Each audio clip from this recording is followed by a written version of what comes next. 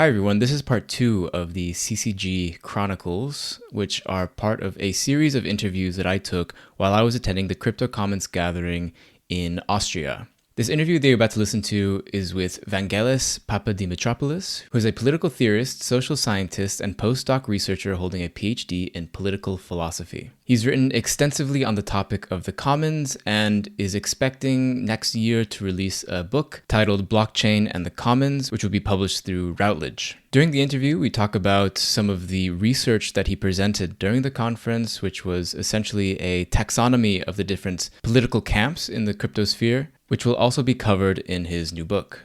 This interview was also the very first interview that I did in person at the Crypto Commons gathering, so I was a little bit nervous while doing it, and I hope that doesn't show too much. But I also just wanted to remind you that this interview and all of the ones that are going to be published from this conference are all part of a documentary that I'm filming, which is meant to cover some of the experiences and the concepts that we found while visiting a few different crypto conferences, the Crypto Commons gathering being just one of them. The past couple of weeks, I've been working really hard with starting some of the video editing and beginning to create the teaser for the documentary, so hopefully some of that will be coming out soon. As well, if you check out the episode description, you'll be able to find a link to the website with a little bit more information on what types of things we'll be covering during the documentary. And if you want to help out financially, we have a couple of crypto addresses that you can donate some cryptocurrency to in Ether, Near, Bitcoin, and a couple of others. So yeah, I think that's enough from me. I hope you enjoy the interview.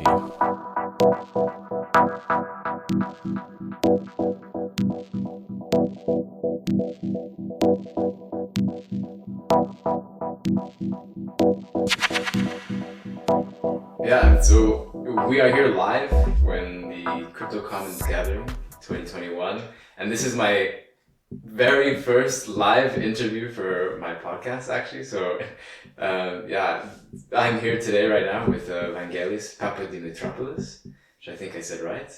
And I know that you've done a lot of really interesting research. And earlier in the conference, you gave basically a really good overview of what are the different sort of political strains within the crypto universe. But maybe before we get into all that, maybe I can ask you if you can introduce yourself and sort of what your research interests are and like how you came to blockchain. Well, I have a PhD in political theory, in philosophy. I have worked as a teacher in Greece, and in the last 7 years I studied the commons. And I have studied also a lot about economics and about computer science to understand how the economy works and how technology progresses and how they integrate and they interrelate with each other. Politics, economics and technology in relation to the commons and to the collaborative economy as a whole, platform cooperatives, open cooperatives and the commons. And the solidarity economy. So these are all like, I think it sounds like to me that these are all sort of like emergent areas a bit at the moment. So like very... nascent. Tend to be economies that are I guess similar to, like what you said, the social economy sort of thing, like the collaborative or the cooperative economy. So maybe could you explain a little bit like how all of these different areas intersect in your view, especially with technology? I think.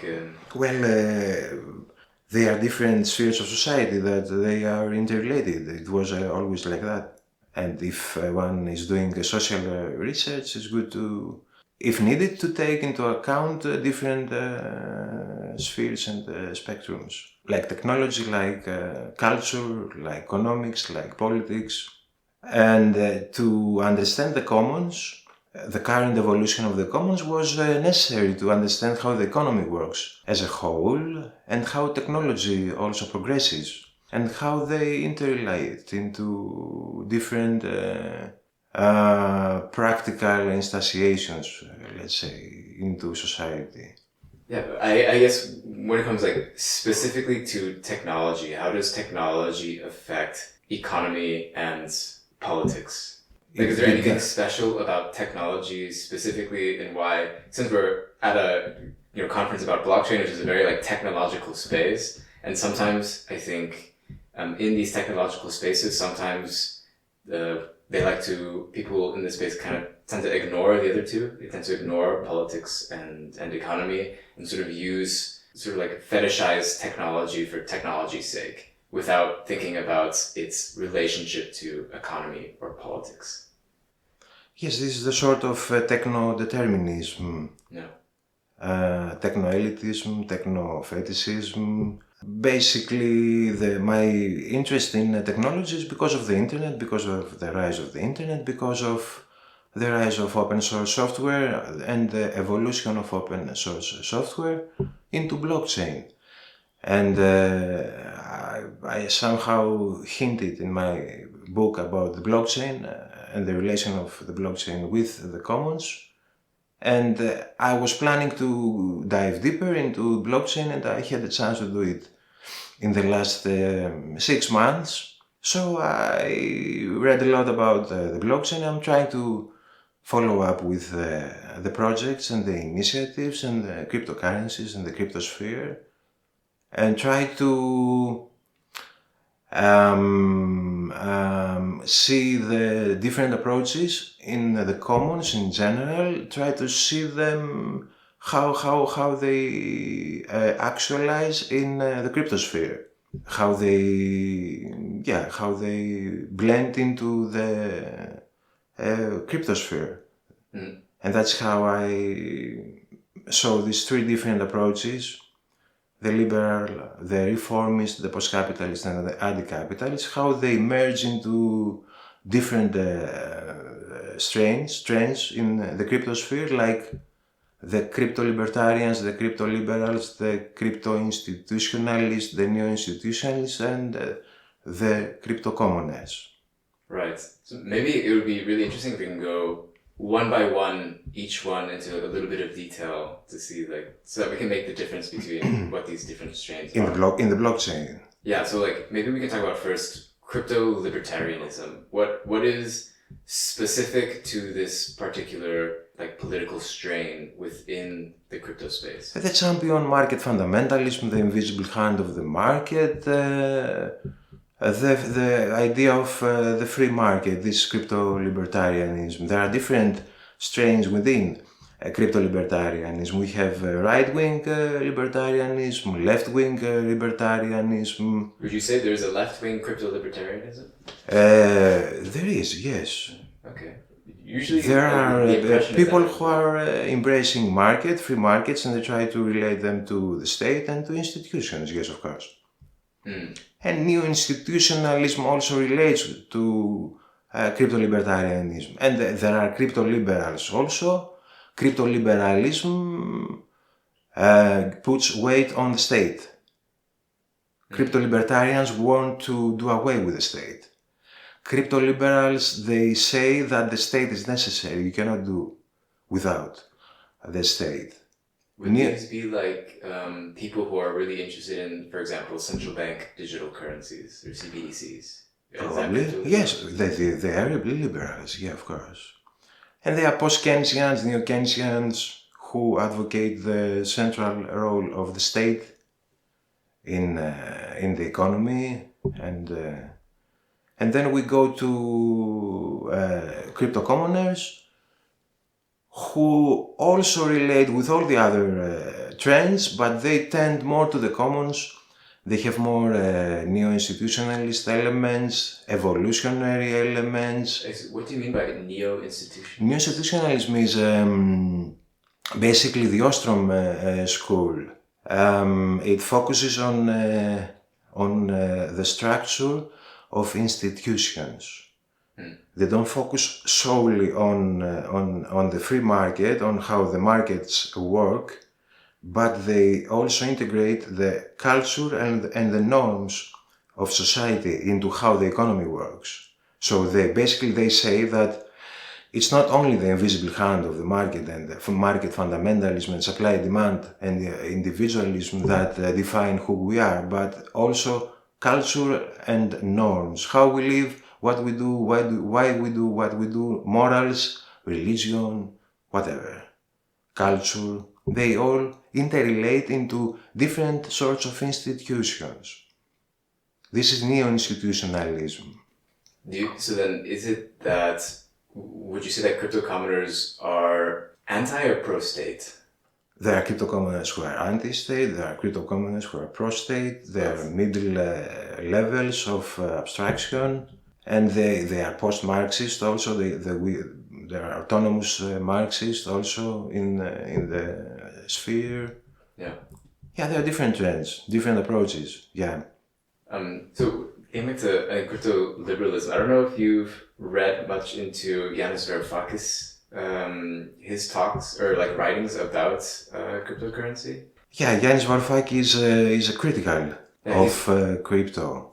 He's critical of Bitcoin, what I've noticed for sure, which I understand. I think that removes him from the crypto libertarian strain. But I think what he advocates for, it seems to be, is he seems to be pro CBDCs, or at least he's pro removing like retail banking from the financial infrastructure as a way to have more control over your monetary system rather than basically having this like half privatized financial system.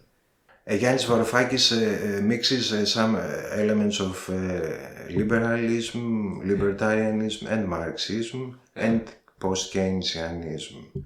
He is pro-blockchain. He is he supports the technology. He recognizes the value of blockchain technology, but he's critical of Bitcoin in terms of supply and demand. He thinks that Bitcoin is deflationary, that in times of crisis, you need a state to inject the economy with supply. Of course, he doesn't know that there are blockchain solutions to tackle this issue. I guess that he doesn't know it. At least in the book that I read, there is no mention of that. Right. Perhaps now he is more aware of it. I don't know. Maybe we can get in contact with him and share with some of the stuff. No. I have met with Yanis Varoufakis. Yes, yes, but I don't know him so well. No. Maybe he can reach out to you as a blockchain. I don't know what he can do and what he cannot do. Yeah, I cannot tell that. Yeah, is there any other like parts of your research that you've like uncovered as part of your research, like in regarding these sort of like political strains that you want to mention? No, not really. I'm interested in the contradictions of the commons that arise. There are various contradictions and technical and social challenges that I see. Yeah. What kind of contradictions do you? What are the most glaring ones, maybe? That some people are getting paid and some people are not getting paid. This is a basic one. The contradiction between commerciality and non-commerciality. There are people who don't want money. There are people who are for money and for markets. There are different sorts of tensions if you want. Within like the crypto commoner. Yeah. You heard it here also today, these days. I think there are people who are pro-access, people who are pro-tokens. So there are different approaches. And these crystallize the inherent contradictions of the commons because, there are also, different. I think. I'm sort of Marxist, so like sometimes with commenting, sometimes I get like it seems to like it sort of ignores the issue of class a bit for me. I don't know if that's you think that's part of it. Like if we just sort of call everyone commoners but not really analyze the. This is true that class relations are not clear in or adopted, if you want, in the crypto commons sphere. Apart from the autonomous Marxists, that people who are more, and post-Marxist. Yeah. They sort of, I think, adopt a more differential view of class, because the very term of class, okay, the basic division exists between the directors and executants, okay, between bosses and workers. It is the core contradiction of our economy and society, Yeah. and of the state. But there are the concept of the class and the term of the class and the very existence of classes in the last 20-30 years have multiplied, and they occupy different class positions. A worker can be an owner of a bar, of a house, can be a rentier, can own some shares. Eric Olin Wright has written about how the evolution of the class has played out in the last century. Like stratification. Exactly. There is stratification of professions, of different professions. In post-Marxist, they call it different subject positions. Someone can be a worker, but has also other identities. Can be a commoner, can be an entrepreneur, can occupy different subject positions in discourse analysis. Yeah. In the work of Laclau and Mouffe, for example. I feel like that's a very very neoliberal type of effect, or like what neoliberalism has sort of created is like it's done everything that it can so that we don't identify as workers, but we identify with all these other different identities that we can possibly identify, so that we don't recognize our position as workers. It has played some role, for sure. Yes, but basically neoliberalism has to do with the projection of the market into the state. This is the basic idea, concept of neoliberalism. I think this also relates to the new left of the 70s, where we have the politics of identity, the rights of women, of minorities, and different classes also emerging within the major division. So it doesn't have to do only with neoliberalism. One thing that I think maybe we should ask, and what I want to ask, I think everybody that I interview, just to see, so we can like compare how people answer this question, across, we have so many people from so many different areas.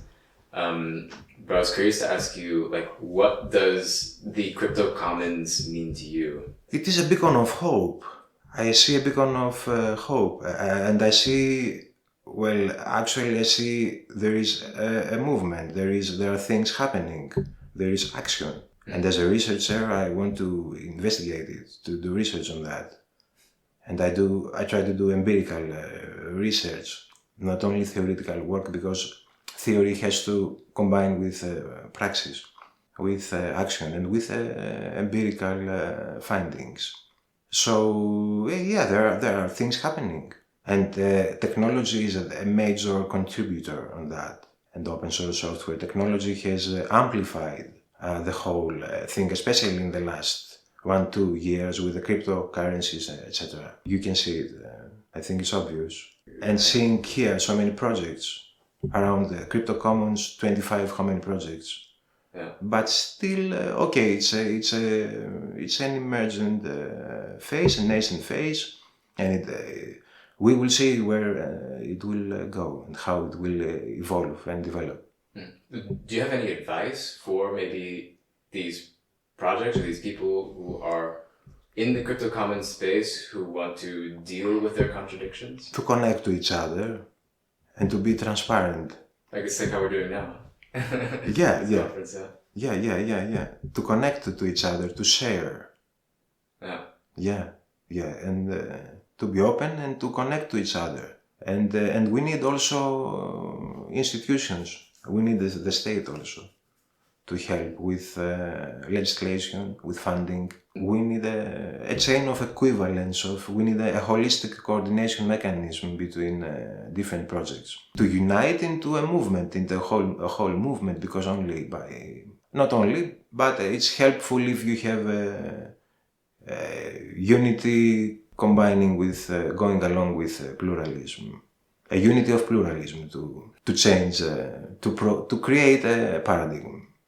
Are you still hopeful even with contradictions, with these contradictions? And I think, I've noticed throughout the conference, there are quite some differences. Like we can talk, I think this is a group of, if we consider like people at this conference are as part of the crypto commons movement, not everyone agrees with everything. And some disagreements are bigger than others, but there's at least an agreement that things are pretty fucked. And that we need to change something quite radically and quite big. Yeah, things are pretty fucked in the last, I don't know.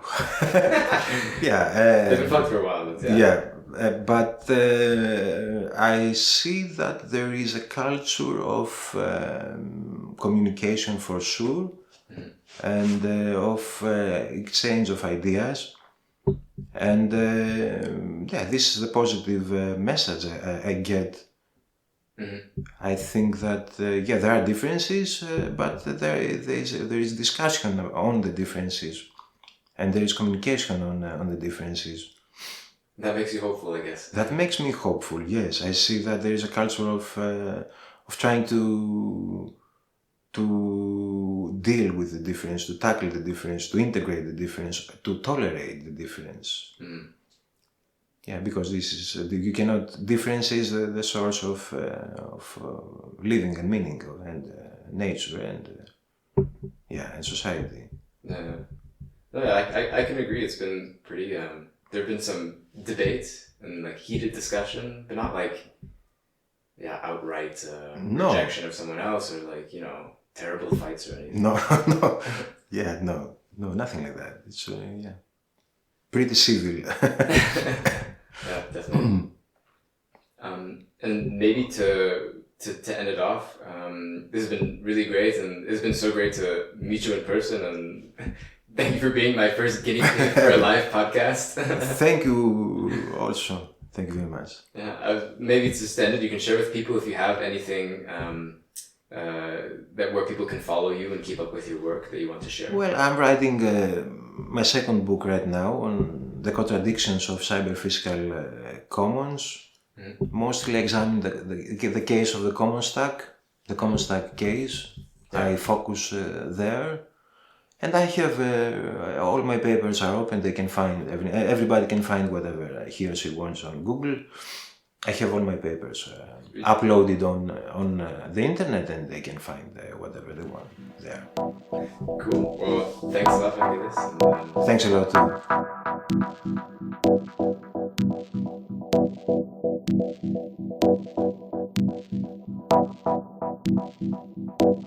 too.